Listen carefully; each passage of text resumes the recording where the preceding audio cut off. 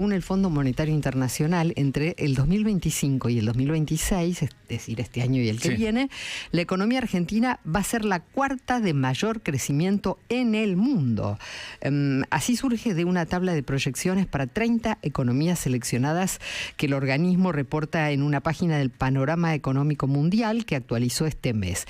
El Fondo Monetario arriesga también proyecciones para el 2026, en las que el PBI argentino volvería a subir un 5%, acumulando en el bienio un crecimiento del 10,25%, que lo dejaría en cuarto lugar del ranking de crecimiento de ese periodo, detrás de la India, que va a crecer un 13,4%, de Filipinas un 12,7% y de Indonesia con un 10,4%, pero sobrepasando la línea de Kazajistán, que tendría un 9,8% de crecimiento, bueno, esto es bastante lento, bastante más lento que el año pasado. Vamos a hablar de este tema con Jorge Vasconcelos, investigador jefe del IERAL de la Fundación Mediterránea. ¿Qué tal, Jorge? Buen día, bienvenido.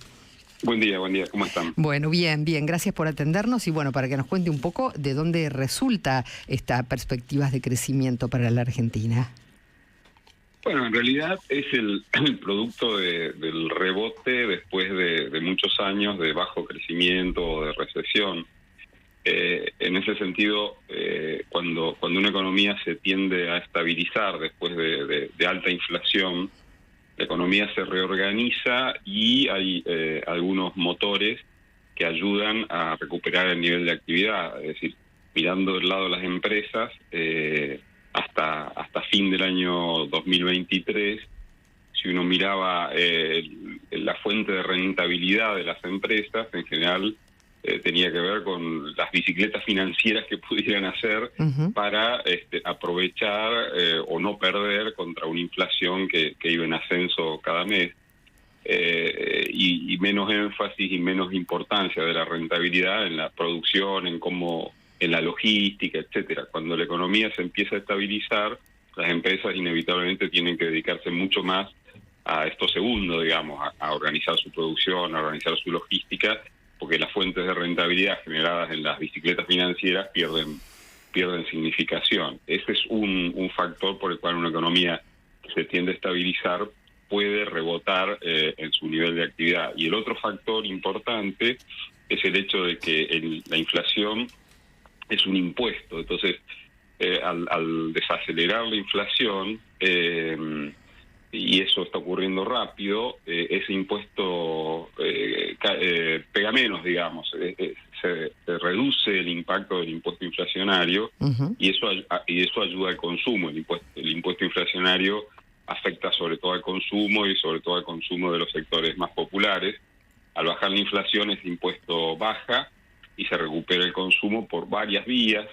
Bueno, primero por el salario real, pero segundo también por el tema del crédito. O sea, cuando la inflación es baja es más fácil para las empresas, los bancos, las compañías de tarjeta de crédito financiar en cuotas las compras, porque es un poco más previsible el escenario. Entonces aparecen, digamos, la posibilidad de comprar no en un pago, sino en 3, en 6, en 12, y eso también está pasando. Entonces, es una combinación de varios factores de salida de una crisis, primero de una estanflación, un estancamiento con inflación que duró más de 10 años, desde 2011, y segundo, una salida también de los años recesivos previos, digamos. Ahora, el tema de más allá de 2025, ya empiezan a jugar otros factores, 2026 y 2027, ahí que ese rebote continúe va a depender más de que haya inversión, de que aparezcan sectores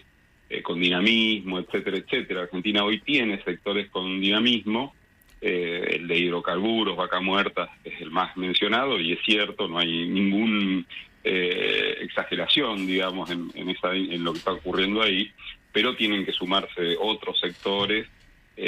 Bueno, esta medida que se anunció la semana pasada de bajar retenciones a la exportación de granos puede ayudar también, porque el poder adquisitivo de la soja estaba muy por el suelo. O sea que más allá del clima y de los problemas de la cosecha que dependen de que haya más lluvias, estaba el tema de que la soja tenía poco poder adquisitivo en el mercado interno. Entonces los chacareros, cuando cosecharan, iban a tener menos capacidad de comprar tractores, camionetas, en fin, insumos de la construcción, porque el precio internacional está bajo y el precio del dólar se ha estabilizado mucho por este plan de estabilización. Entonces, también mejorar el poder adquisitivo de los productores agrícolas puede tener un efecto positivo por el lado del nivel de actividad, porque las medidas implican una mejora de rentabilidad importante, digamos, para un productor de campo propio pueden ser unos 50, 60 dólares por hectárea la mejora de rentabilidad, pero bueno, eso ahí también va a depender de lo que pase con las lluvias, el clima, etcétera, pero las tendencias tienen que ser esas, o sea, que no solo el sector hidrocarburos, no solo vaca muerta empuje, sino que aparezcan otros sectores, sobre todo sectores que tengan dos características, de exportar, pero también de ser actividades que ocupan muchos proveedores locales, mucha mano de obra local, y ese requisito el agro lo cumple sobremanera. Así que esperemos que eso empiece también a sumarse a vaca muerta, ¿no? Seguro. Jorge, lo sumo al diálogo a Guillermo Laborde. Sí, Jorge, un gusto saludarte. ¿Cómo estás viendo el salario privado en este 2025? Si la ves una recuperación, ya está en recuperación, pero si la ves lenta, acelerada, ¿cómo estás viendo? Bueno, en realidad, si uno mira, salieron justo los datos de nivel de actividad de noviembre, el EMAE, que es un proxy del PIB, y si uno mira la curva de recuperación de la economía mostrada por el EMAE, por este proxy del PIB, y la curva de los salarios privados formales en términos reales, bueno, van en espejo, o sea, ahí está el tema de la importancia del consumo. El nivel de actividad hizo piso en abril del 2024, a partir de ahí rebotó, y el rebote tiene que ver con una mejora del consumo, porque la inversión obviamente todavía no ha despegado, ni mucho menos. Para adelante, el tema es que hay un conflicto entre bajar la tasa de inflación a menos del 2%, que sería lo que se necesita para que la tablita cambiaria del 1% mensual no genere distorsiones. Hay un conflicto entre bajar la tasa de inflación por debajo del 2% mensual y la continuidad de los ajustes salariales al ritmo que traían. El último dato creo que fue el de noviembre y los salarios estaban subiendo 3,3, 3,4% mensual. Los privados formales siempre, ¿no? Entonces es posible que haya más tensión y bueno, de hecho la Secretaría de Trabajo entiendo que si los convenios se acuerdan con pautas salariales muy por encima de esos números, del 2%, del 1,5%, digamos, los trámites quedan demorados ahí, así que hay una necesidad de la economía para 2025, para este año, de hacer una sintonía mucho más fina entre nivel de actividad, recuperación de los salarios, inflación, porque también si los convenios salariales exceden la pauta, por mucho la pauta cambiaria del 1% mensual, el gobierno lo va a tener que hacer para cumplir la continuidad de la baja de inflación, es subir la tasa de interés.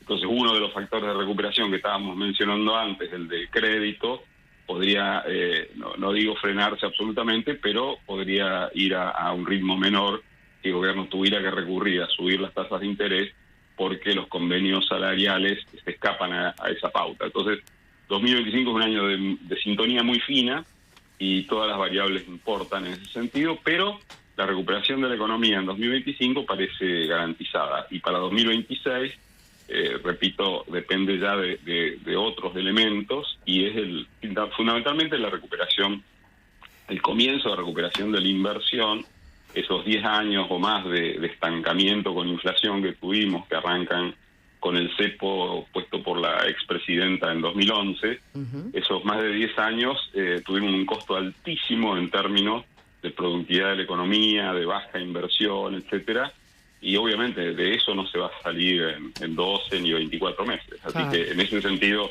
se puede ser optimista, pero sin exagerar o sin vender espejitos de colores. Tal cual. Jorge, muchas gracias por su tiempo. Le mandamos un abrazo. Un abrazo y que tengan un buen día.